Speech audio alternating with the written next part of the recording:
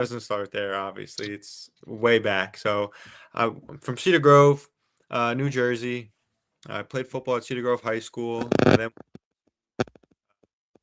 play at the University of Connecticut freshman 2016. I started for all 12 games and then I got sick. I had really, really bad diagnosis of ulcerative colitis. And for those that don't know what ulcerative colitis is, it's an autoimmune disease that attacks your colon. It's in the same family as Crohn's, so Crohn's and colitis are similar. And I had to sit out for 2 years. I lost 50 plus pounds in the span of September to the end of November, Thanksgiving of my freshman season. Didn't miss a single game, and I had to sit out for 2017 and 2018 because I had too many complications. I had all these infections. None of the medication was working. Everything was failing me. I was on steroids that propped me up, but nothing worked. So I then had to go 2018 Mount Sinai in New York, and I got three major surgeries in 6 months. So the first surgery, they removed my entire colon, gave me a colostomy bag. I was in the hospital for Huh. about 7 to 10 days after that first surgery. And then the second surgery was where they bring your small intestine down to your rectum and make a J pouch out of it, is what it's called, which kind of acts as like your new colon. Um, since obviously they removed it, I still had the colostomy bag. I was in the hospital for another 7 to 10 days. And then the third surgery, 6 months later, after that was the reversal. So they, for lack of better words, they stitched me up inside, reconnected everything, removed the colostomy bag. So no more of my intestines sticking out of my stomach externally. And and then I healed up. I was in the hospital about 2 weeks for that final surgery. The final one there was brutal. Definitely the hardest one. I had my core muscles all cut through and so weak that I couldn't even hold myself up straight out of bed or just standing up in general. So I was bent over like almost at a 90-degree angle. And then after that, I came home. I recovered. January 1st was the timeline. So that last surgery for me was November 12th of 2018. The timeline for me in my head was I need to get back and start training, working out, start building my body by January 1st of 2019. So that was the first day I felt good enough to get back into the gym, low things of like 5 pounds,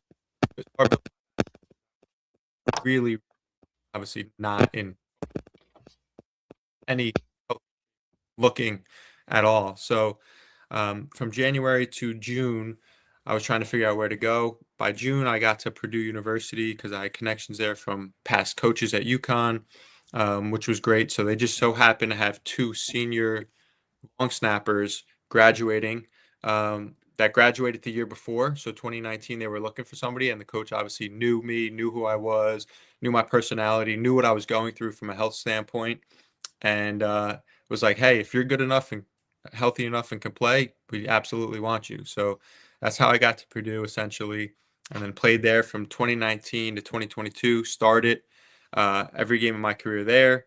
So I started 5 seasons, I guess you could say, in college football. One at Connecticut and four at Purdue. Had a great career there. Had some big, big wins. 2021 was awesome. We beat Iowa when they were number two in the country at Yeah. Iowa. Three, Michigan State at home. They stormed the field. That was awesome. The end of the season, we played Tennessee, my dad's alma mater, which was a cool experience, in Nashville in the Music City Bowl. And we won in double overtime on a game-winning field goal, which was awesome. And then 2022 was another great year. Played in the Big Ten championship, and then played in the Citrus Bowl. So got some cool experiences after going through everything that I went through from my health journey, and finally lived out my dream and healthy enough to go and achieve what I wanted to do. And then had to work out, luckily enough, with the Giants and the Colts after my career. That didn't pan out, just obviously because the NFL is a different Yeah. issue. But at that point, that's a shot for a year. I actually got drafted into the USFL at the time when it was the USFL, before it merged with the XFL. And that fell through because they only took 4 teams from each side, and the New Jersey Generals, unlucky for me, weren't one of them. So that Right. kind of ended my career. So I hung them up, started working, and figured out what I could do there. So I have a day job, and I also started my own nutrition company now, gut health supplement nutrition company, obviously based off of my real life experiences, personal need. But obviously, I wanted to create a product that helps me, but also can help the millions of other people with gut health issues or Crohn's or colitis, IBD, IBS, even if it's just plain bloating, gas, or they just want to be proactive about their gut health. So that's kind of where I got to now. We just started about 3 months ago. Not even, it's going to be 3 months next week that we launched technically. So yeah, excited about everything. Talk about, so that's quite a journey, by the way, and Yeah. amazing how you Thank you.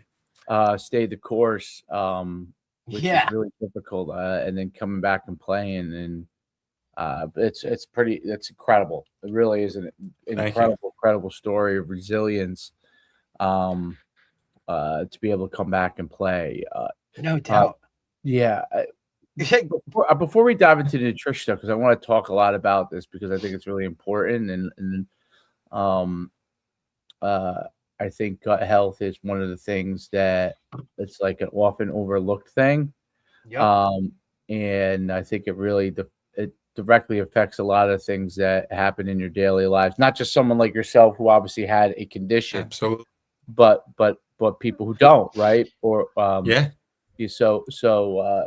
I definitely want to dive into that. Before we dive into it, I just want you to kind of give us a little um insight as to like what your thoughts were with respect to like your step by step process. Like when you were going through it, were you just like, let me get to the next day?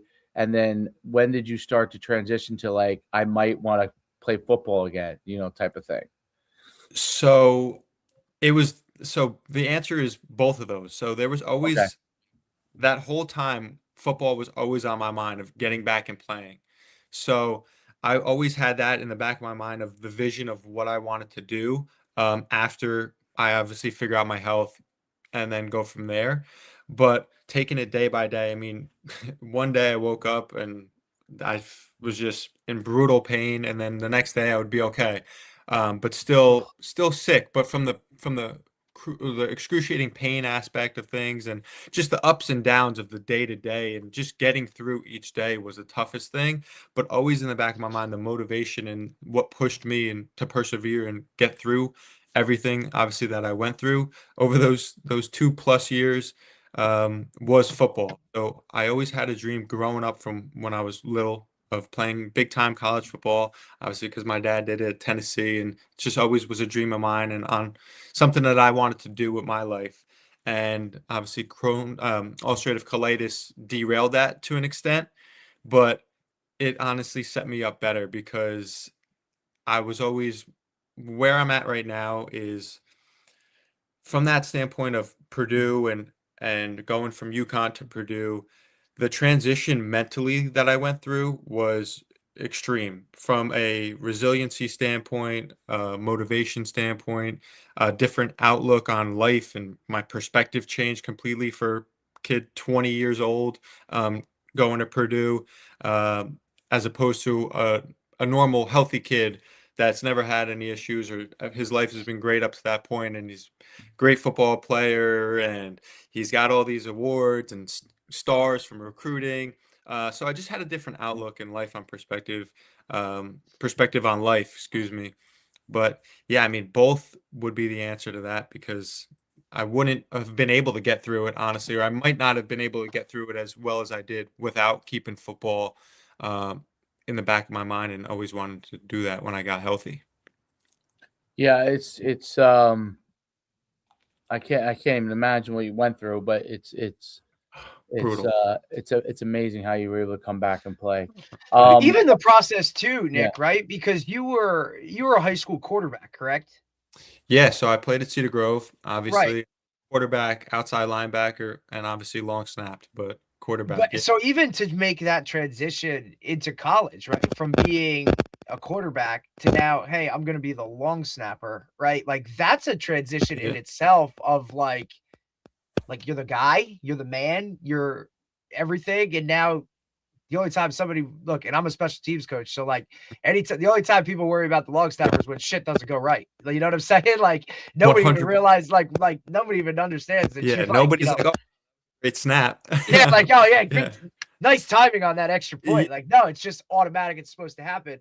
That transition itself, talking about how that was a factor too, just because we talk about guys and their mental states and how like that's so key in anything you do. Talk about that a little bit, the transition from quarterback to long snapper at the Division I level, right? And how that kind of built up and probably helped you with all this stuff that you were dealing with when it hit, really, because you had already dealt with some adversity in that realm.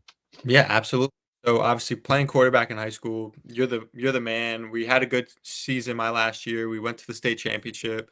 Unfortunately lost, but we had a good year. I played well. I was Cedar getting Grove recruited. always has good years, buddy. Like there are very Yeah. few years where Cedar Grove is not in that Final Four. Coach Gogarty, and obviously Coach Sadlock before him Yeah. that has I done played did a great job. Yeah. Yeah. So, I mean, the history of Cedar Grove football is obviously a ton of state championships, always good players. Yeah, For one level is I guess you could call us a powerhouse from yeah, no that doubt. standpoint. But yeah, Njoku, like I mean, big name yeah, guys. yeah. So I know David well. I played with David. We're still good friends to this day. Freak. Um, and yeah, I mean, freak athlete.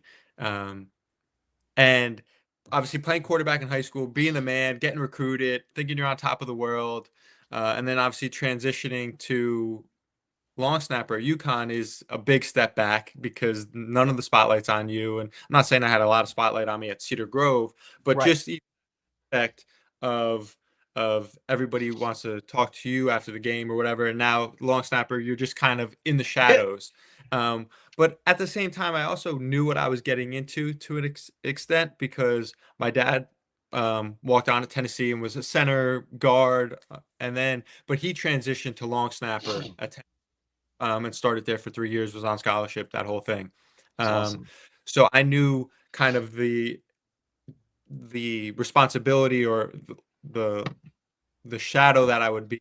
I don't want to call it shadow, but um the step back that I would have to take from the standpoint of being the forefront of the team and speaking and the motivational aspect and all that. Who guys um would look to go down and score a game-winning touchdown or whatever it is. So that definitely helped because it allowed me to look at myself a little bit differently and know like, okay, I just normal guy, regular guy, and I was obviously diagnosed at the time. So my senior year, I was playing baseball, and that's when I got diagnosed. So after football, my senior year of high school in baseball, I was diagnosed. So I went into UConn sick already, but under control, and then Right. so it was all of that kind of combined together that really allowed me to transition and keep the mindset of just the general aspect of the team, making sure that all the guys and everybody respected me from the standpoint of, oh, I'm not just the long snapper. They looked at me as one of the guys, one of the athletes, one of the players on the team. Because usually, I mean, as a specialist, you can kind of get put in a box and pushed to the side as, oh, you're just a specialist, or you guys Yeah. aren't doing the same things that we're doing. At practice, you're over there messing around or whatever it is. So that transition from quarterback to long snapper and the diagnosis all at the same time was definitely something that allowed me to get through the next couple of years after that of the surgeries and then going to Purdue and that whole situation.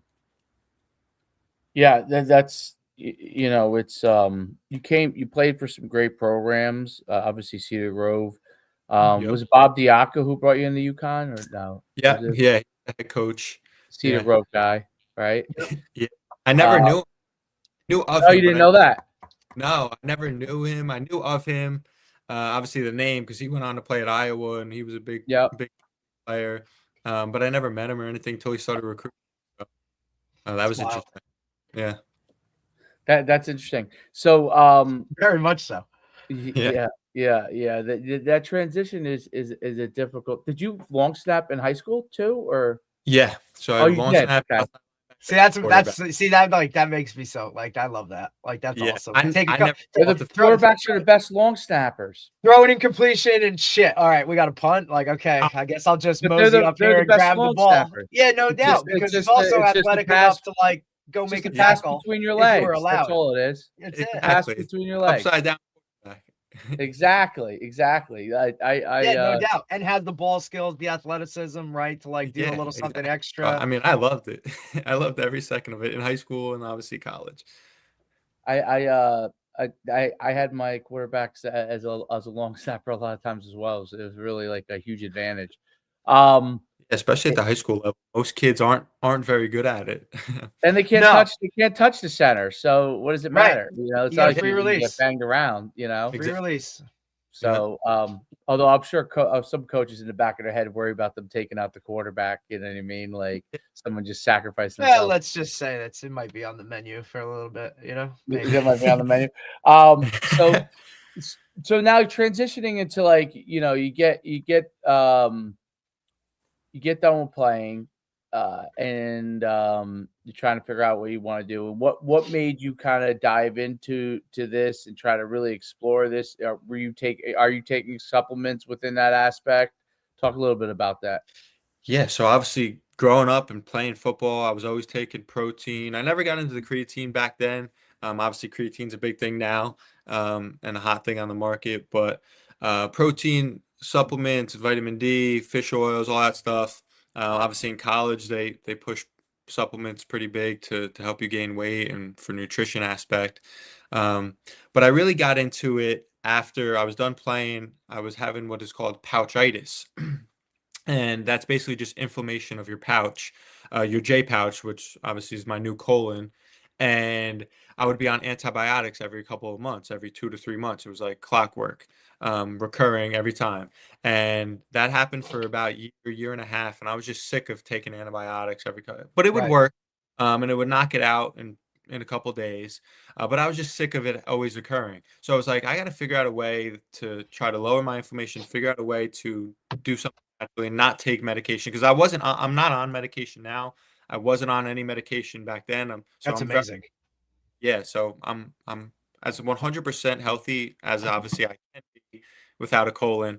Um, but I didn't want to Right. take the didn't want to Like take the I think that's just like you say it so nonchalantly, but I don't think people really grasp or understand what it's like to like not have a colon like that. You know what I yeah, I mean? Like mean this is what I, removes the waste product from your body, and here you are, you don't have one. You've had yeah, one created for you, right? yeah, And I just don't think people understand, you know, how brutal this disease itself is, right? And I only know it 100%. because I literally had a coworker who had it. Look, high school athlete like yourself, right?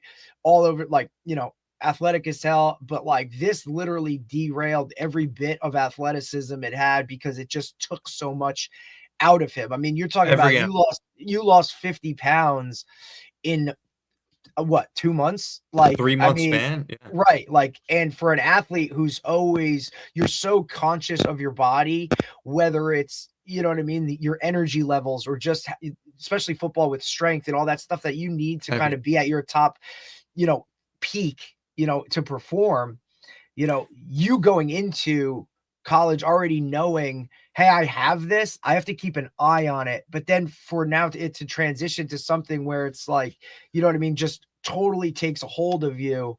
yeah. I just think it's something, the impact of that physical aspect of it. I don't think people understand. This isn't like a torn ACL or, a pulled hamstring or something like No, but you and I'm still sure. keep your muscle mass. I mean, Right, and I'm so, sure doctors that you saw were like, "Hey, this is over for you. Like, playing football, athletics, like, buddy, we're just trying to learn how to live a normal life for you, right?" Like, yeah, like absolutely. that, and I'm sure that was you were a big, like, you know what I mean? Like, you had to tell a lot of doctors, like, "Hey, that's not what's gonna happen here."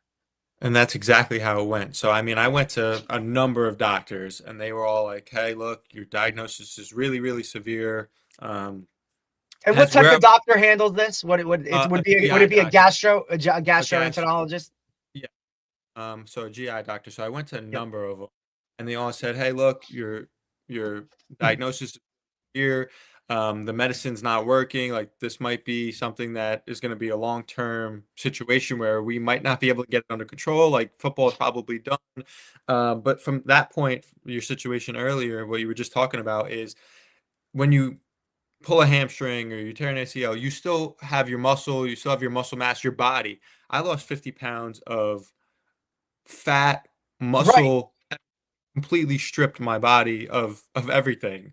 Um, as opposed to just losing, when people think, oh, I lost 50 pounds, it's not just 50 pounds of fat as somebody else. Like I lost my entire shell of my body, my entire build.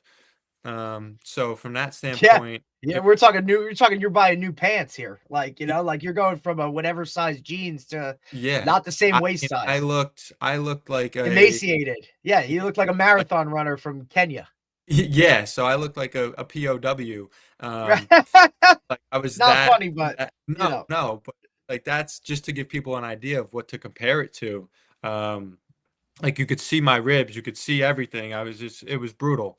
Um, but yeah, I mean, from that standpoint of starting Carna Nutrition was the antibiotics. I was trying to get off of them. I was sick of being on that because I was on nothing at the time, and still am on nothing. But I looked into kind of the holistic approach, the health and wellness approach, the natural approach, and I came up with this research that there were certain ingredients or certain herbal or botanical things that are out there that can help me with my inflammation, my nutrient absorption, obviously certain other aspects, just overall digestion, um, water retention, which is big when you don't have a colon.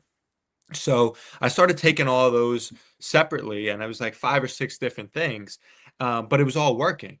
And one day we're in the kitchen. My dad's like, "Hey, like this is like 6, 7 months down the road." He's like, "Hey, I noticed you haven't had pouchitis in a while, and you've been taking all this." He was like, "Taking all this shit. Is it?" Class And sounds like a classic Cedar Grove dad, buddy. I, Like it fits the He's mold. like, "Is it helping?" And I was like, "Yeah, it's helping. Like I feel great. Like I put on even more muscle than I had while I was playing football, and I feel great. And this is the best I felt since I've had the surgeries." And he's like, "Why don't we see if we can kind of create our own or develop our own formula, obviously with these main ingredients in there of something that obviously because it's helping you, let's develop it a little more, do some more research, some science on it, and see if we could create a formula that obviously you can take, but also to help other people in your situation. So Right. out of the product at least, and then Carna Nutrition and everything spun off of there. But yeah, that's kind of the background of it.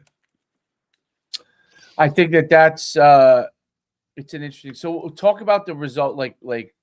Obviously it's pretty new, but like, is there any results that you've been able to see, or people that you have been using it or testing it or anything like that? Yeah, so I personally have been taking it for 7 to 8 months, and feel amazing. Like literally, like I said, the best I've ever felt since having the surgeries.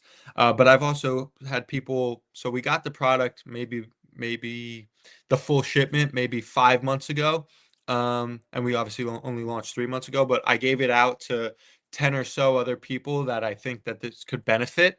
And the results have been great. I mean, people have said whether they're sick or not, like I've gave it out to different people just to kind of see and gather some information, and pretty much everybody's come back with the same answer of, wow, this is great. You put together a great product. Super excited for you. I feel great. My digestion is better. I don't feel as sluggish, or my energy doesn't drop after meals. I feel more energized from the B vitamins in there and the electrolytes from the hydration standpoint. And then just overall inflammation. One person was like, my joints don't hurt anymore. And it's not even a joint Right. supplement product, but it lowers their overall body inflammation, which obviously affects everything else, because it all starts in your gut. I mean, the most of the illnesses or sickness or inflammation is in the gut. So if you could target that and target that source, then the rest of the body's going to feel great. So I mean, I've gotten great feedback. And people love it so far, and obviously I can attest for it because I take it every day personally, but it's also great to hear other people say that it's helping them and they love it and they're going to keep taking it and all that. So it just makes me feel good that I can help other people with their health journey, whatever that may be, whether they are sick or they just want to be proactive. So it's cool to see. Yeah, I think that's a huge part. Is what is the supplement industry like? It seems like it's a difficult industry. You know what I mean? Yeah. And like, what are some of the areas that can help the product succeed? What are the things that you kind of plan to do to market it? Talk a little bit about that. Yeah, so supplement industry obviously is tough. I mean, anybody can make anything if they wanted Right, to. A right, lot sounds, but anybody can. Um, it took us about 2 years from the idea stage to getting the physical product, because we wanted to do everything top notch. Because obviously, like I said, I take it personally every day. Um, so the research, the science, all that behind it. But the supplement industry is crazy. I mean, there's people that, for the most part, I don't want to say everybody, but for the most part, supplements are kind of fugazi. They right. sprinkle in a little bit of the pixie dust, just put it on the label and say that it's in there. Yeah. But there's in there that's a clinical dosage that could actually help you, or is any benefit really to your body. So for the most part, that is a lot of the supplement industry, and then obviously, we wanted to go the opposite. So we wanted to be the complete um, antithesis to that and make sure that we have clinical dosages in there. We have 12.5 grams of like full bioactive ingredients that we know and are proven to be beneficial for the body and for the gut. Um, but then from that standpoint, the next thing is marketing. So like making people aware of gut health, making people aware of Carna nutrition in the product Gut Rebuild. And I'm doing that personally by obviously going on podcasts like this and talking about it and sharing my story and Instagram, TikTok, Facebook, that whole thing. So the social media aspect of it is big because you obviously can reach a lot more people that way. Um, but yeah, I mean, that's kind of the route that I'm taking. I've been interviewed by WebMD, which is super cool, the National Crohn's and Colitis Foundation. So I'm having a lot of conversations and talking with people just to get my story out there, get awareness out there of carnivore nutrition and my story to let them know, hey, this helped me. It can help you also. So it's more just the awareness situation and let them make their own decision, obviously, but it's the informative aspect of it. So you got to let people know about the product, let them know about the company, the reason why the company got started, and that whole thing. So it's really just marketing, and social media is the way that I'm doing it, mainly on TikTok and Instagram because I kind of grew up with social media, so I know how Yeah. to Right. Well, that's to where do. I think it sets you ahead of some of the others in that regard. It's also a disease that it's not really in the limelight right now. Whether that's because No, not at for all. what it deals with, I don't.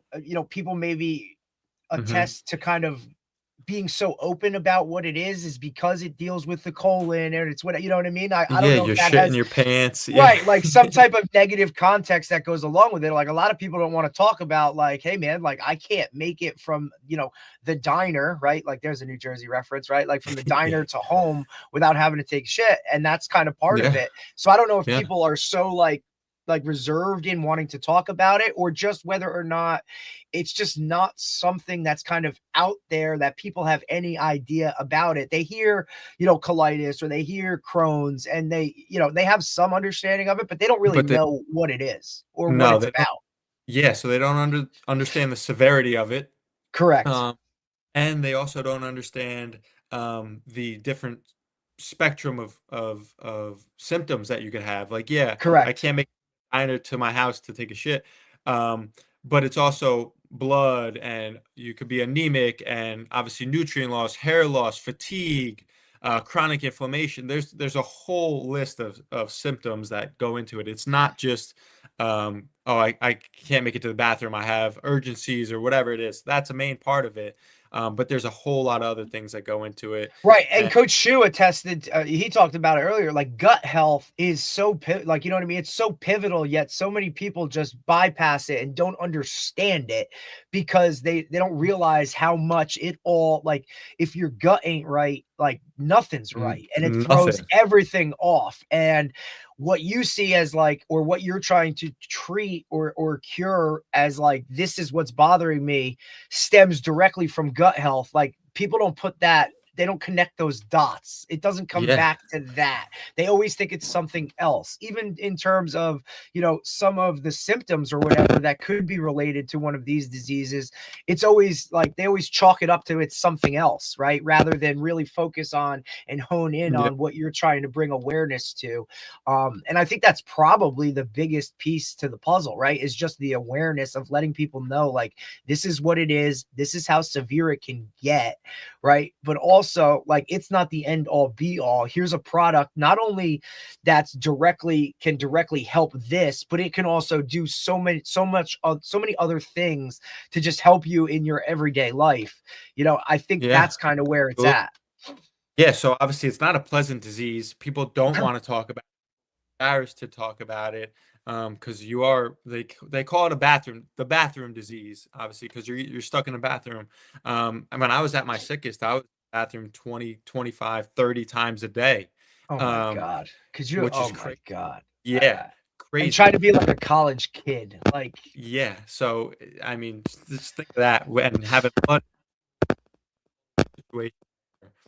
Um, but from like focusing on your gut health allows your whole body to thrive and be healthy, because obviously from me, if learning about my health at a young age, if you don't have your health, you literally have nothing. Like if you can't get out of bed or can't leave the house for more than 5 minutes or whatever your situation is, but you yeah. don't realize until you get sick. And I mean, I don't mean sick like with a cold. I mean like really sick to where you're diagnosed with a serious illness.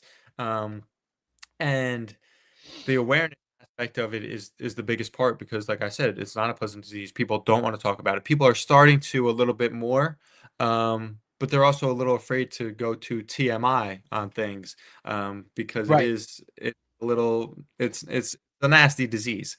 Um, but yeah, I mean, Makes I never sense. had colitis until I got diagnosed with it, and then all of a Right. sudden, oh, my aunts got that, my cousins got that, my sisters got that. So obviously there's So different levels. is it a genetic? Is it hereditary? Is it something that's passed down, or is it just something that, hey, it's there? You know? So they don't really know. That's the thing, is like there's not a ton of research on the Crohn's and colitis aspect of things. They say it's genetic or hereditary. They also say it could be connected to your diet and food. They don't really know. There's nothing that's been pinpointed to say this is why you got it. This is um, why you were diagnosed. So yeah, I mean, I really don't know, and that's why I want the awareness. I mean, I'm working with the Crohn's and Colitis Foundation Very on interesting. Yeah. Oh yeah, that's thing. definitely. Yeah, and obviously there's no cure for it. The only cure is to remove the disease, like I had. So I had my entire colon removed, half of that now. So Right. that's really sure there is. But yeah, I mean it's brutal. A lot of people struggle with it and deal with it. And it's a mental weight more than it is physical weight, sometimes. So it's brutal. Right, right. The mental, I could imagine the mental aspect of it that weighs on you, which is very, very difficult. I mean, you get in Yeah, a situation where you don't know, is this ever going to get better? Um, yeah, whether and it gets better. Get anxious of when you're out socially, where's the nearest bathroom, where you just never feel comfortable, and then you get stressed, and then stress adds on top of that, and then you get sick. It turns into a snowball effect. no, no, no, no doubt. Wow. Um, what when you like, do people come to you talking about, what they're going through? Like, I mean, part of the nutrition aspect of it is obviously, um, you're probably talking to people or starting to talk to people that are going through these things. Like what's the message you're trying to get out to them? Yeah, so I mean, since I've made the announcement, and I talked about it a little bit in college, but not as much as I probably should have now looking back on it with my platform and being at Purdue and playing football and everything. But that doesn't mean I can't utilize it now. But the since I've made the announcement of Carna Nutrition and my story and shared my story and some of the behind the scenes look and an in-depth look of and being vulnerable of hospital videos, pictures of when I was the sickest, things like that. I've gotten hundreds of DMs on TikTok or Instagram or Facebook, and people have been like, "Hey, thank you for sharing this. It really means a lot. Very inspirational." Or they reach out, "Hey, my son is 13. He was just diagnosed. He's plays hockey and he's trying to figure out what." So those types of DMs are super cool to get because you see that other people are going through it, and obviously sharing my story is kind of a light and a little bit of an inspiration. And if I could be that, if anything, then that makes me feel good and knows that and lets me know that I'm doing something positive. And then obviously adding carnivore nutrition and gut rebuild on top of that, it is just a bonus because it allows them to realize, hey, look, this is the situation he was in. He got healthy. Now he takes carnivore nutrition, a supplement, and maybe this could be my same type of path, my same type of situation. So it's just cool to see all the people that have reached out since announcing it and sharing my story. It's super cool. I didn't realize the community was even this big so far, and we're just getting started. We're so small right now. What was the, what did you learn from football in with respect to resilience? Did football have an effect on that for you? Was it something that taught you a lot of some of the things that you ended up needing?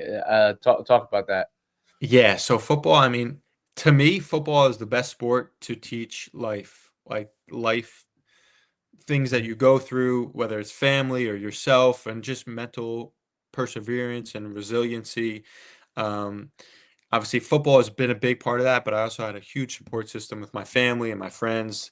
They knew what I was going through, and they were there for me when I needed it the most. But football, um, fighting through the tough times and it just correlates to everything. Whether you're going through summer workouts with your teammates and you're running and you're on that last sprint, and you're like, "Come on, guys, we got to push through it." So that little aspect and that mental fortitude definitely helped me with my diagnosis initially, because I thought when I first got diagnosed, I was like, "Oh, okay, this is not that severe. I'll be all right. I'll be fine in a month from now." Like I just thought there was not going to be an issue. I'm gonna get through this, and obviously I did, but it took a lot more than I initially thought. But from the football standpoint of pushing through and fighting with your teammates, and it's the same thing as it is in life. Like yeah, it was an individual disease, and I was the only one going through it. But obviously, my support system was going through it as well. I mean, my Right. mom and my dad was sleeping on the chair in the hospital room next to me. So like he went through it almost as much as I did No from doubt. that standpoint, other people as well. So it's definitely something that has helped me just push through life in general, but essentially, or especially the diagnosis and everything that I had to go through. No doubt about it. It's a difficult thing, and it's one of those things that um, when you go through it, it makes you stronger and Yeah. enables you to be more resilient. And yeah, you kind of realize more what life is about and at a young age, and allows you also to take Take a chances. Like, different perspective. yeah, might as well take chances in life and calculated chances and bet on yourself and some things. And so 100%. very, very, very cool stuff. Like it's. I mean, not the disease. Obviously, the disease was not cool, but the fact that you're handling it so well, and that's the great part for a lot of young people to understand is how to handle it and getting the awareness out, because there are a lot of people. One of my good friends has this, and Yeah. It's brutal. he went through. Yeah. I mean, he went through it in his, I think his 20, like it was, I think it was his mid-20s but he still battles it. You know, there was a time that he was very, very sick and in the hospital for a Yeah. long time. Yeah, that's what it is. It's like it's a debilitating disease that really Debilitating. Right. Yeah. I call them like they're like life killers because like you can't live a life because you're constantly worried about what could happen because you have no control over your body. And Yep. for something like that, I mean, look, we've all of us have like, had the shits, and that's a brutal thing. And you're talking Yeah. 30 times a day. Yeah. Could you imagine 30 I times a Yeah. know. day in the No. No, bathroom? Like, that's a great way to explain it. Because like it's a life killer. I mean, you're stuck on the for me, I was stuck on the couch, in bed, or in the bath. I didn't have a social life. I didn't have no, a, how can you? I Like, didn't have it's impossible. for years. I mean, it was that brutal of a disease. So I mean, if I wanted to see anybody, I mean, I would maybe leave the house for an hour, or they would have to come to see Come me. to you. Yeah. So I mean, I get it. And then I was even like depression. I understand depression is a real thing, absolutely. I didn't even realize that I was depressed. No, no, no, And absolutely not. now looking back on it, while I was like, wow, I was definitely depressed or definitely No doubt. down and without 100%. So, but in the moment, I didn't even realize that because I was just trying to focus on my Trying to health and get my through body. the day. So Yeah. that whole other aspect of things is just a crucial aspect of it. And I definitely want to make light to that as well. Is the like I said, the mental health aspect of things is just important as the physical, but they go hand in hand. There's no doubt about it. It makes it's very, very difficult, Mhm. and what you're doing is, you're a great example um, of how to fight through things, and um, you're a young guy, man. Yeah. You're really doing cool things now, and taking something that's happened to you, I and, appreciate that. And spinning and it. and spinning it. Yeah, that's the best way to say it. I did have one Yeah, question, Nick. Yeah, Like, Derek. I'm sure a lot of yeah, people go. are curious. I'm sure a lot of people are curious. Like, after everything kind of settled down, you got it under control, right? Like Hmm. now Purdue is a real option. What Yep. did you do in the weight room, strength wise? How did you get your body prepared to go back to being a Division I football player after literally not being able to lift yourself up out of bed? Yeah, I mean, so that's the toughest part physically after going through all that was building my body back up. So, like I said, January 1st of 2019 was the first Yep. day back in the gym, and really doing like 2.5 pound curls, like just to get my body moving Fuck. and really lightweight. Like, I got on the bench and I could barely do the bar. Shit. Um, so I was I like, know, isn't it? And after again, it, once again, I and it keep going back to it, humble. but like you were you started 12 games Division I football, and Yeah, now you're benching the bar and yeah, struggling.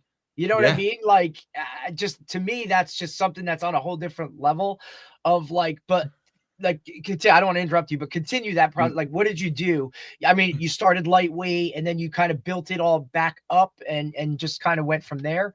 Yeah, so I mean, obviously, it was a long, long process. I mean, even by the time that I got to Purdue, my body was coming back, and I was starting to see a little bit more like of a build and everything. And I went from about, like I said, I was maybe after my final surgery, maybe 150. I got up to Oh, about 90, 195 by the time I got to Purdue, um, in only that 6, 7 month span.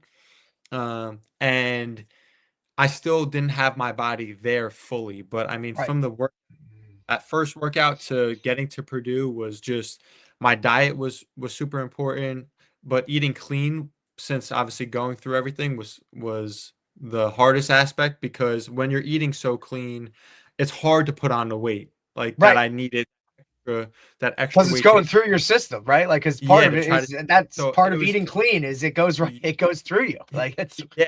So the working out aspect was huge for me because it is muscle memory. Like I did kind of get it back somewhat quickly because I did have my body there previously. right, Um, so I was lucky. I wasn't building from zero. Like yes, I was from zero of where I was at, but I wasn't from zero of like I've never had that type of body before. right. Um, So going through that was tough. And then once I got to Purdue at 190, 195, and I was still not 100%. I really didn't start really filling into my body after that year of being in the weight room with my strength coach Reno, and a bunch of other guys. But I played that season 2019, still not at 100% physical ability, capacity, or whatever you want to call it. And then COVID season, we only played 6 games, but I was starting to come into my body. And then 2021 and 2022 really took off for me. I mean, that's where I felt like my old self. I was ready Right. to go. Like I just felt so good again, and my body was built, and it was cool to look at myself in the mirror. And then every once in a while, I would go back, just like sitting at my locker or Right. something, phone, and go through the old pictures and be like, I would just, Oof. Yeah. yeah, just be so appreciative of where I was at from a health standpoint. And then I was just looking around and being like, I got to do what I got to do and achieve, and sitting in the locker room at Purdue. So like that whole thing, and that goes back to having a different perspective on life. How was that, when you got to Purdue, right? Obviously, like the coaches knew you and whatnot, and how Yeah. much of obviously a collaborative effort and communication, right? Between you, your strength coach, the athletic training staff, right? Like, how did that all come together? And how did, your Hmm, journey once you great got there, question. Yeah. how did you guys all like figure this out and be like, hey, look, like, my shit's a little different, no pun intended, right? But Yeah. like, how do we all That's make more. it? How do we get it all so that I can give you my best, right? And you guys can help me achieve that, because we're gonna have to go about this a little different. Yeah. So, I And mean, kudos to Purdue, by the way, right? And the coach that was like, look, they obviously knew what they had in you, because I mean, look, you don't start 12 games at an FBS program and then just, oh, that was a fluke. Like, that's not what it is. Like, they knew it and valued yeah. obviously who you were as a person coming back from this. But I'm sure no one had any experience with this when you went in there and was like, all right, well, this is what they did. This is where we're at. Here's what like Yeah. I need from my perspective. Now, you guys tell me, how can we ramp this up? So like kudos to your staff, Exactly. Yeah. of like So, that effort. Like, but I'm yeah. so curious, what went into that? No, that's a great question. So it's definitely a collaborative effort. And I mean, the two coaches that were with me at UConn, Coach Wolfhouse, Kevin Wolfhouse, and Anthony Poindexter, Oh, um, good. they were at UConn, then they went to Purdue, um, and they were there with me for a couple years. Coach Diaco actually ended up coming to Purdue and was defensive coordinator for a year and during COVID, Wow, which that's was super wild. cool. All comes kind of full circle. Yeah, no Um, doubt.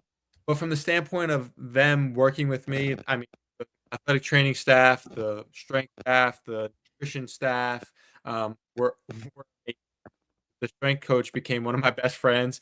We started working out all the time, and I would even go in there and do some extra stuff, and he would help me, and understood what my body needed and where my body needed work. But the athletic training aspect was the most important, because mixed with the nutrition, because they would allow me to obviously go in there and work on my body for certain aspects, or if I was a little fatigued that day, or if I did need a little bit of a different approach from the training standpoint, they would be so flexible, and understanding, which is really important, because obviously they push me, or wouldn't they wouldn't do put anything on me that they couldn't handle. Um, but also the nutrition aspect was super cool, and also very individualized, because they allowed me to have certain meals or have my own kind of nutrition aspect or plan that I needed, and they would literally make Crazy. food for me, and certain smoothies, and so they would be very, very willing to go It's about awesome. that. So that whole team, the strength staff, the nutrition staff, the training staff, all working together, really allowed me to become my best. Yeah, At my, Right. thrive. Yeah, because yeah, without because that, like, you know what I mean? Like, you're just another one yeah, of the if guys. they, Like, here's what it if is. You do this, you do that. Like, no, like, I need different they, stuff, right? That would have yeah, been on you, right? Like, they would have put that. yeah, That would have now been on you to be like, yeah, hey, I have to bring this, or I have to do that. yeah, So which for would have them been to kind, tough. oh my I god, mean, especially when we were traveling, and everything, they were very considerate, and open to any of my recommendations or questions or concerns or anything like that. So they definitely tried to help me as much as possible. And yeah, I mean, with that, they allowed, I mean, at my best, I was 215, 216 driving. Obviously, that's light for a long snapper in the grand scheme. But from where I was at to where to get to that point and be able to there and be point that I've ever been. So I was stronger than I was obviously before I was even sick. So yeah, I mean, I appreciate everything that Purdue did for me from that standpoint. And I still go back to the day. I have great friends. One of my best friends actually still lives in West Lafayette. So yeah, Purdue definitely holds a Indiana. Oof. special place in my heart. Yeah, no, I like because we talk about it a lot on the show, right? Like, especially with the way, you know, staffs, right, have been expanding outside of the realm of this guy coaches this Yeah. position or whatever, right? Where it's whether it's your, you know, NIL staff or whether it's your recruiting Yeah. staff or look, I mean, we're talking now like strength staffs and nutrition staffs and the collaboration at the bigger schools of how many others are a part of this whole thing. Like we talk about, it takes a village all the time, but if Yeah. everybody's not on the same page, like we're talking about now, like, hey, that snap doesn't hit home and you don't kick the game-winning field goal to win, you know, the big game. It Yeah. all correlates and trickles down to the people that you have surrounding your program.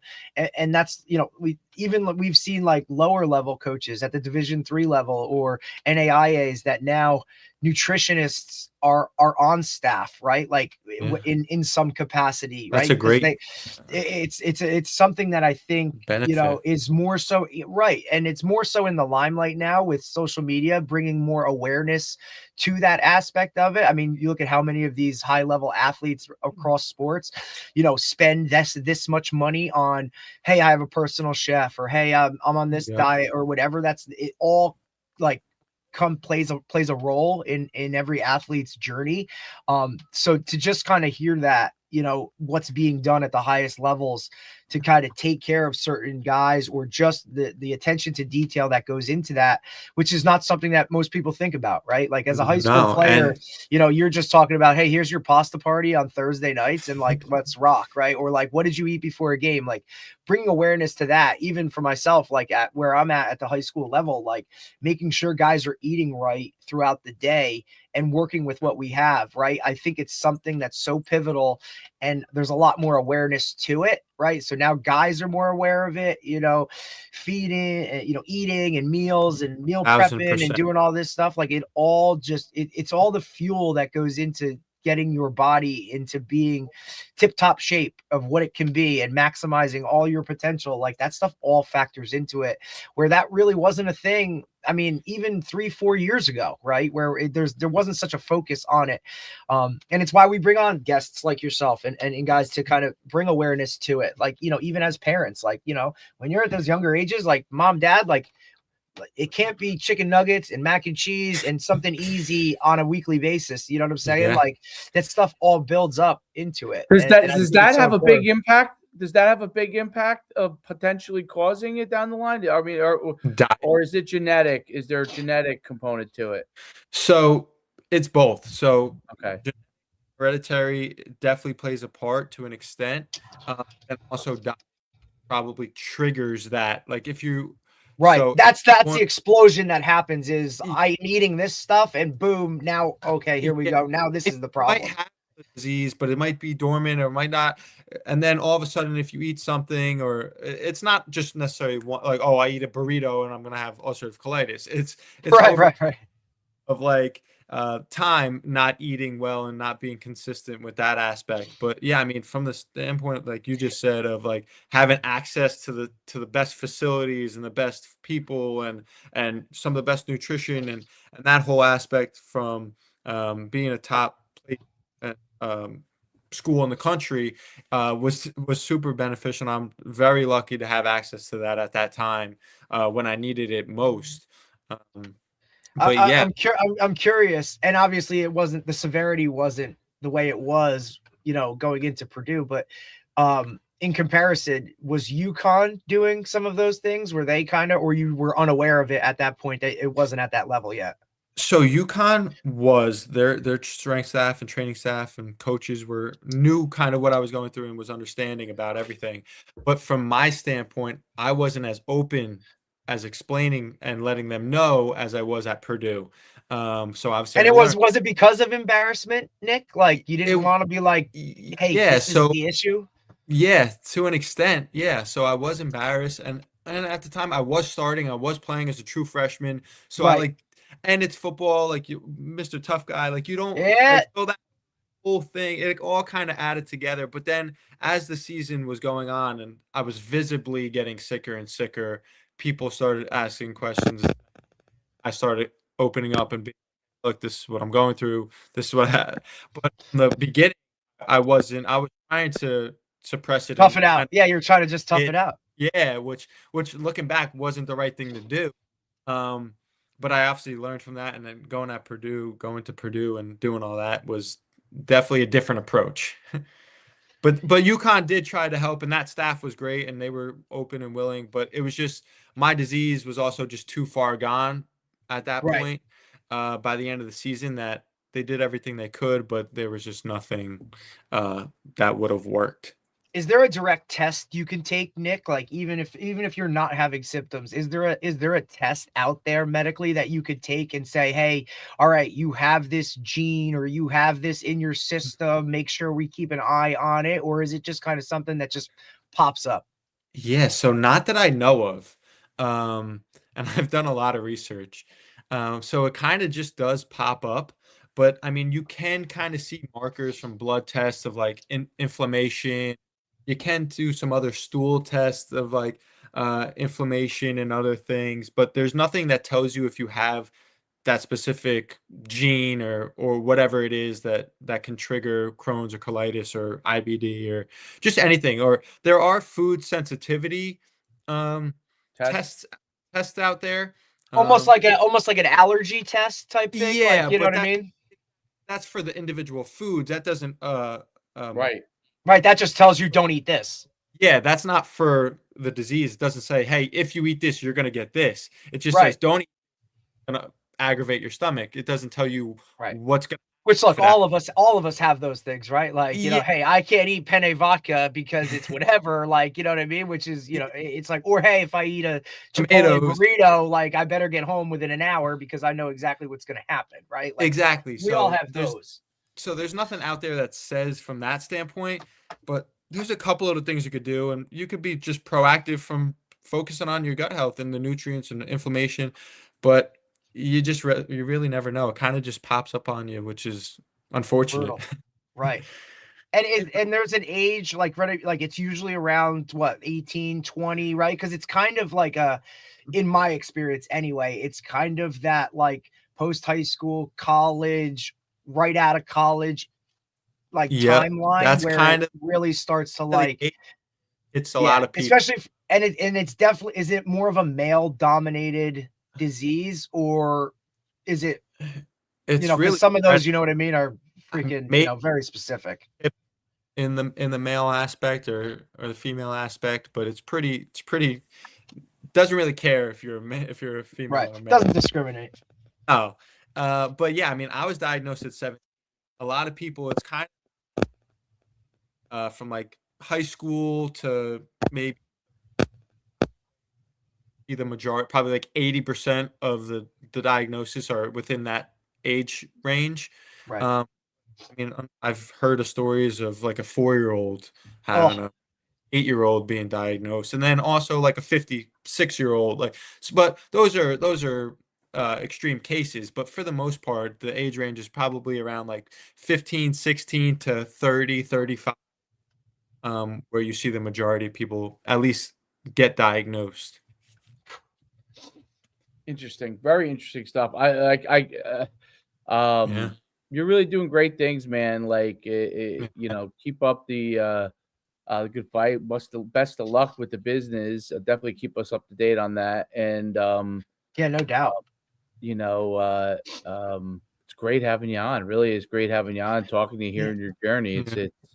Nick, I don't want It to keep you too long, but Dave, I just have one more question. I wanted, like, actually, well, maybe two, but you could kind of pair it in.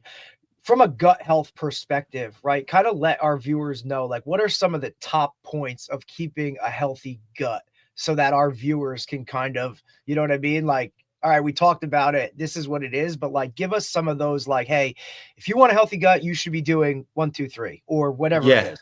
Yeah. So the top would be obviously fiber, and that's prebiotic fiber, soluble and insoluble.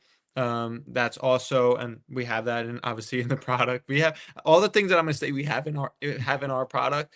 But then from the standpoint of leaky gut is also another thing. And Yeah.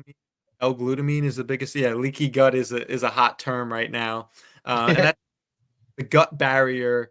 It only has a small, like a real thin layer over your gut, and if that obviously breaks down from inflammation or antibiotics or whatever it is, there's a lot of stuff that goes into it. But L-glutamine is the main ingredient that helps rebuild that lining.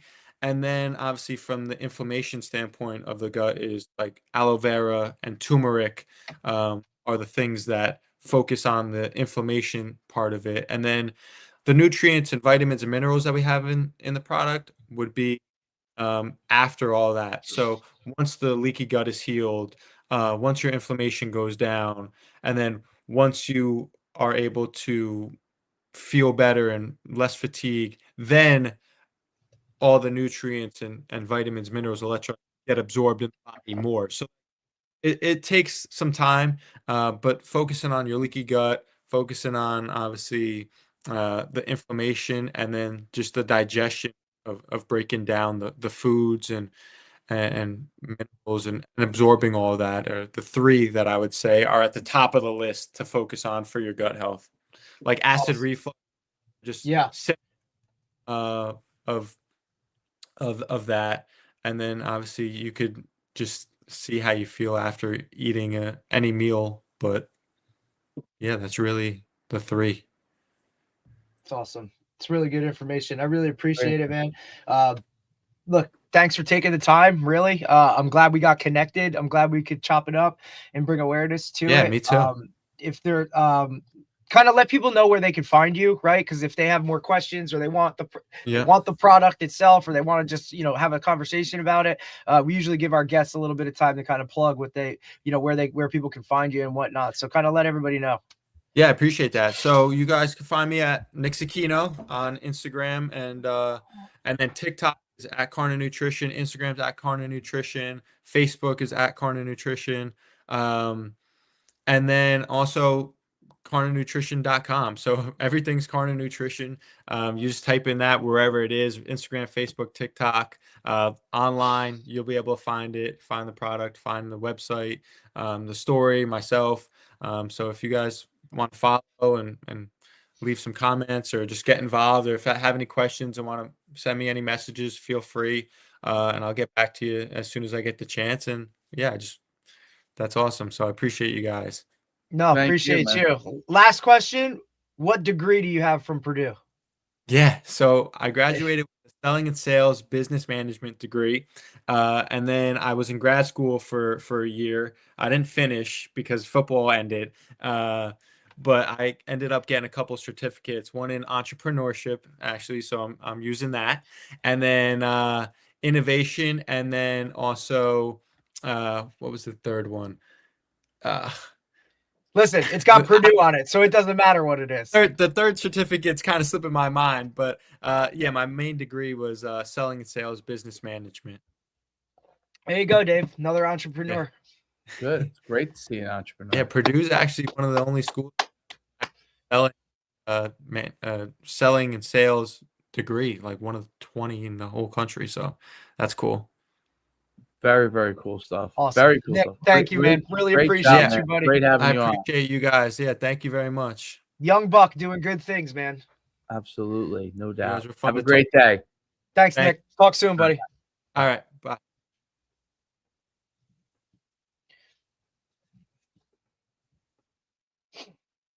Difficult, man. Buddy. Pretty awesome, though. Good stuff though. And I love, like, obviously, like, I had a ton of questions because the nutrition aspect of it, I just love the gut health stuff. That's obviously a hot topic in Yeah. whatever. And like, you see so many of these products, take this, take that, gut health, gut health, gut health.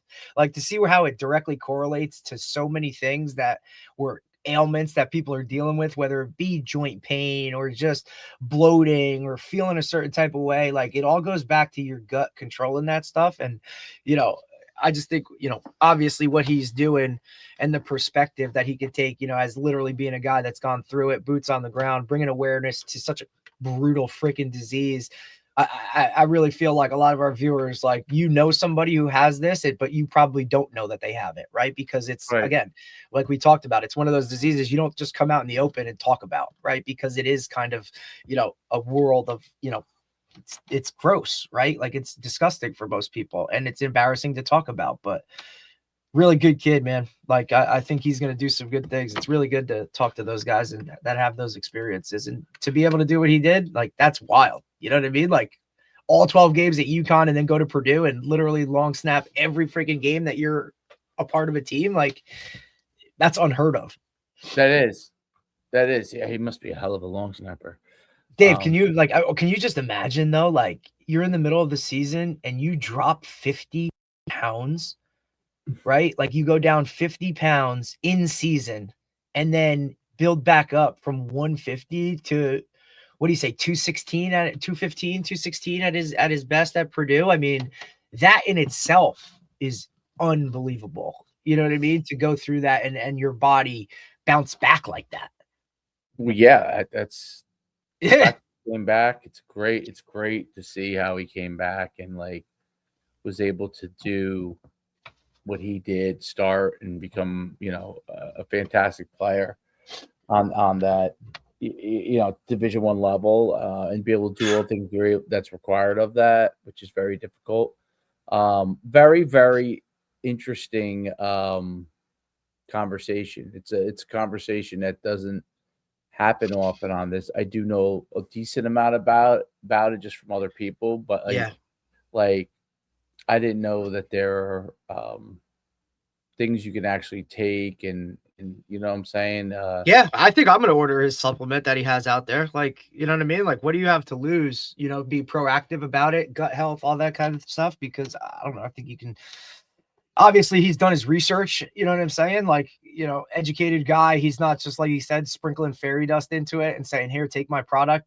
Like, there's actually science that's gone into it. It's taken him 2 years to bring to market. And look, I just know from one of my college teammates and a kid I grew up with, who started Jersey Shore supplements and then has kind of ventured into his own brand itself, Astroflave, like, proteins and all those kind of stuff, like that world. And having a sister-in-law who's in the business of the ingredients that go into the supplements. Like, I kind of know that world a little bit, and it is a very, very interesting market where some of those bigwigs kind of rule it. You know what I'm saying? And they kind of, they can him and haw, and they can, they control the markets and whatnot. But it all comes down to the ingredients of what actually goes into it. You know what I mean?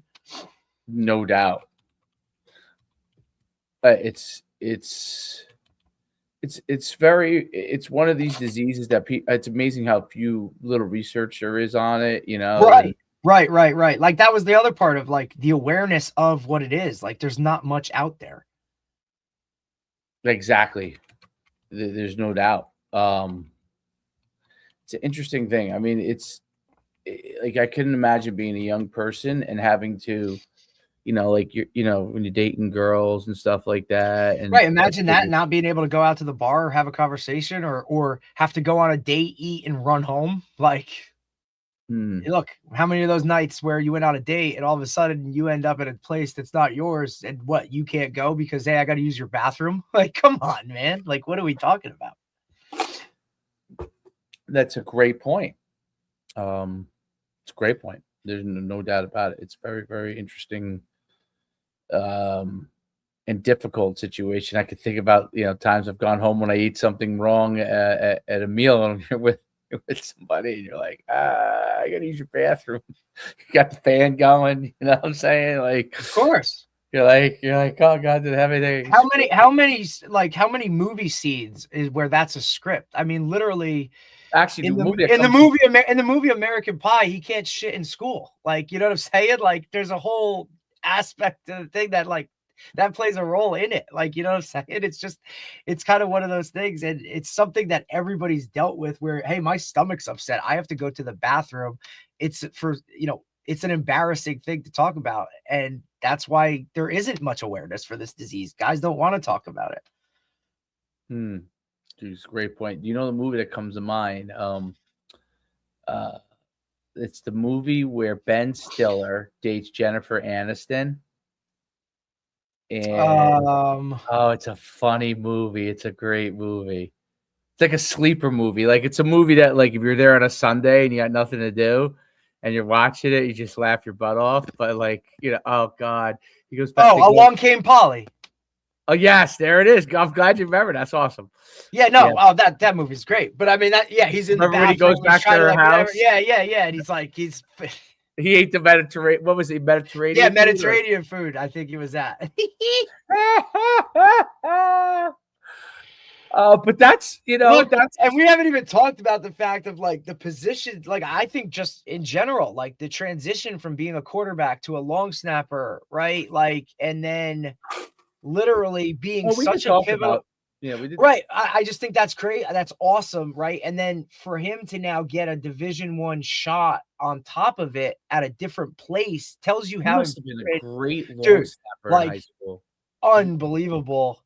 Yeah, to get a full ride to go and play. And then I'm assuming that Purdue, he probably had a walk on at that point. Like, hey, come out here. Let's make sure you're good to go. And then right.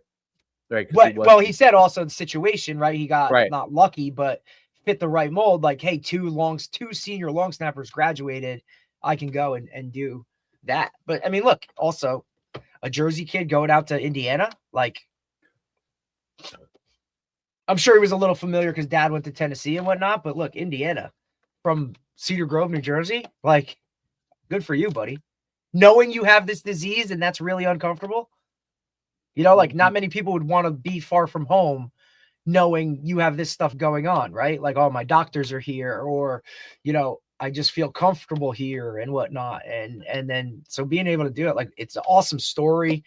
And I really hope it works out for him. I think you kind of look at some of those niche diseases, right? That there's not really much awareness to. Like, there's so many people with it.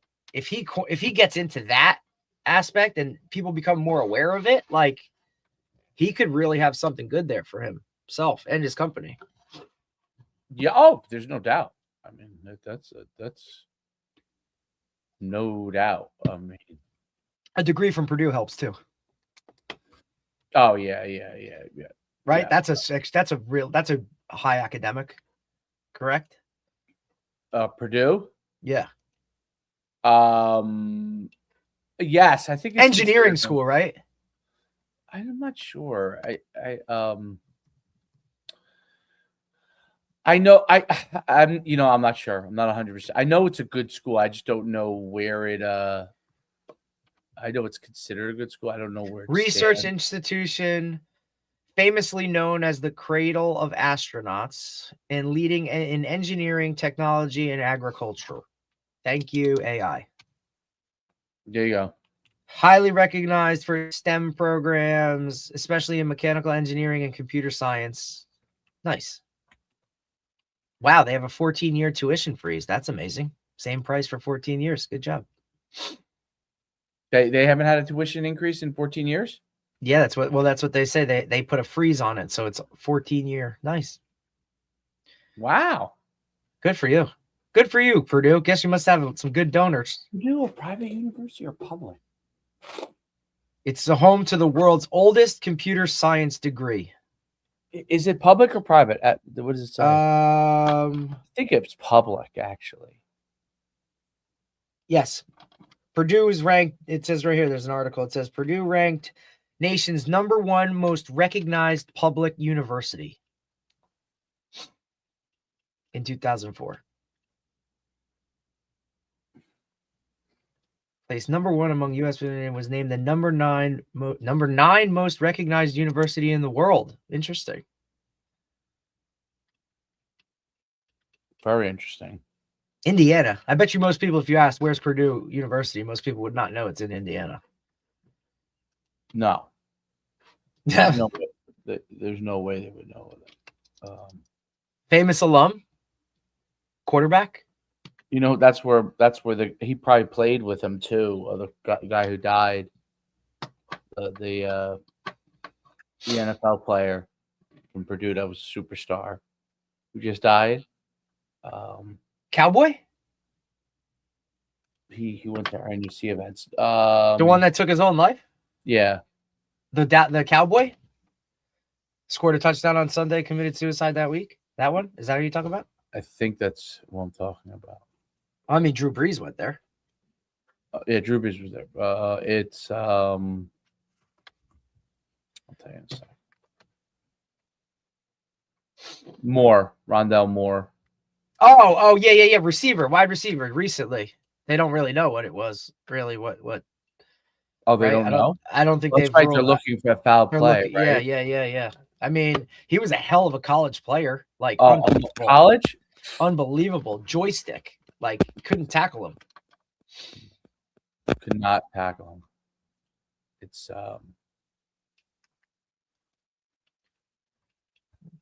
interesting. I mean, that was an interesting conversation. Just the whole thing. I was looking at this product. I don't know enough to know. I gotta look up like what are these things like? What is this product like? Yeah. But it's really, really, it's really interesting stuff. I'm very, very, very interesting stuff. Got a fun weekend ahead here, Derek. Fun weekend. Actually, it's supposed to be the weather. Is it? No rain? No more rain? Yeah, I think it said 50 degrees. 50. I'll take whatever. I mean, it's gonna be a long day as long as it don't rain. 50% chance. Okay, not for long though. That's all I care about. I'll take anything else other than wet. Yeah. And daylight savings. So let's see how many people screw up their clocks. Oh, daylight savings Sunday? Yeah, time goes forward. We move up an hour. So. Oh, I gotta send that out. You think I should send that out? I would. Say. Be like, hey, his clocks are going forward. Make sure you're good.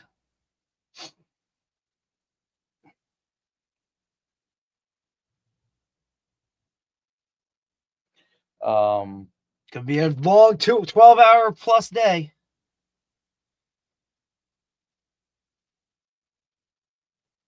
Yeah, no doubt. So as long as that weather's good, man, I'll take it. Yeah, as long as the weather's good. Monday, 10 a.m. we have Nick Alderó, who is a basketball trainer. Nick Alderella. I've been to him. Yeah, he's coming on. Troy's been to him. Yeah, he's good. He's really good. He's really good. Very good. Yep, he's got a really big following around here. I'm lucky. Great marketer too. Yeah, absolutely. I'm fortunate we can finally get to have a conversation because I've been trying to talk to him for a long time. So. Oh, you have? Yeah. We've been going back and forth. Just nothing crazy. He's freaking busy. You know what I'm saying? So, it'll be good to talk to him. And then we have Georgia again on Tuesday. Assistant defensive coordinator, linebackers coach Mike Wick from Princeton on Wednesday. I met him last year at a clinic at Rowan. Really good dude. So it'd be cool to talk to him. Some defensive stuff from Princeton, obviously. We know how that world works. That's a tough one. With all the stuff that goes into that. So I love when we can get some Ivy League guys on. Yeah, no doubt about it. That'll be great. Cool, man. Yeah, man. Look forward to next week. Yeah, and then we have Dan Lundy from Fourth Down University, which is Dan Lundy. Yep, he's coming on. Oh my God, I know Dan Lundy. Yep, he'll be on. Dan Lundy. Yeah, buddy. Used to work he used to worked our all America games. They did the special teams. He used to be with No doubt. He talked about it. He used to be with what's his? Oh my God, my man. He does one-on-one kicking. Dan Lundy's on his own now, or what's Dan do? Fourth down. I mean, he has a podcast too. isn't he like a long snapping guy? What is this? The tour. Yeah, he does. He does a tour. It's called the tour. No, he's a kicker. That's right. Okay. With he does the special. He evaluates like his specialists. He does a lot of specialist stuff. Yeah. I remember. Yeah, I remember. Yeah. At Trackman Football, right? So whatever that company is with football technology stuff. He's got a podcast, you know what I'm saying? Kick It Forward Foundation. Look, it'll be really good to talk to him. He brought you up right away. He's like, oh shit, I worked something with Schumann, I think, at some point or whatever he was saying. Then so he'll be Thursday. And then Friday we have Ryan Jagrul, who is the special teams coordinator for LIU out on Long Island. And I heard he just did a clinic with us 2 weeks ago for some special stuff, and I like some of the shit he's doing is really cool at LIU. So good week next week. That sounds good, man. I'm excited. All right, man. Let me know if you need anything. Yeah, I gotta call you on some stuff. Oh boy. So I'll call you in 5 minutes. All right. Yeah, whatever. Great job today. All right, man. Later. All right.